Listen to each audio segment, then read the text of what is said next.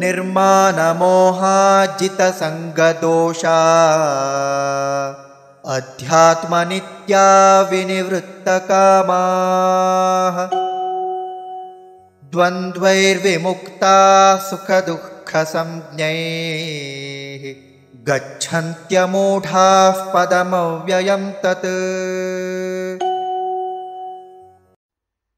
निर्माण मोहाः जितसंगदोषाः अध्यात्म नित्याः विनिवृत्तकामाः द्वन्द्वैः विमुक्ताः सुख दुःख संज्ञैः गच्छन्ति अमूढाः पदम् अव्ययं तत्।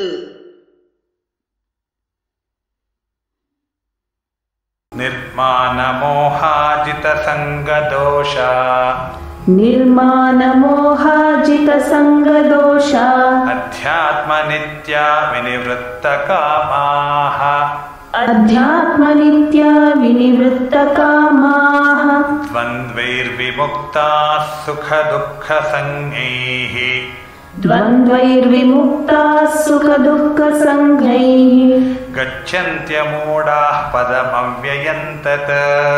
गच्छन्त्यमूढाः पदमव्ययं तत्। निर्मानमोहाजितसङ्गदोषा अध्यात्मनित्या विनिवृत्तकामाः निर्मानमोहाजितसङ्गदोषा अध्यात्मनित्या विनिवृत्तकामाः द्वन्द्वैर्विमुक्ताः सुखदुःखसंज्ञैर्गच्छन्त्यमूढाः पदमव्ययं तत्। द्वन्द्वैर्विमुक्ताः सुखदुःखसंज्ञैर्गच्छन्त्यमूढाः पदमव्ययं तत्।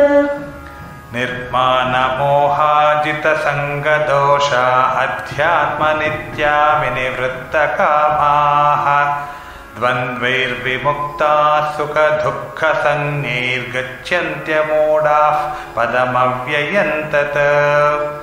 निर्मानमोहाजितसङ्गदोषा अध्यात्मनित्या विनिवृत्तकामाः द्वन्द्वैर्विमुक्ताः सुखदुःखसंज्ञैर्गच्छन्त्यमूढाः पदमव्ययं तत्।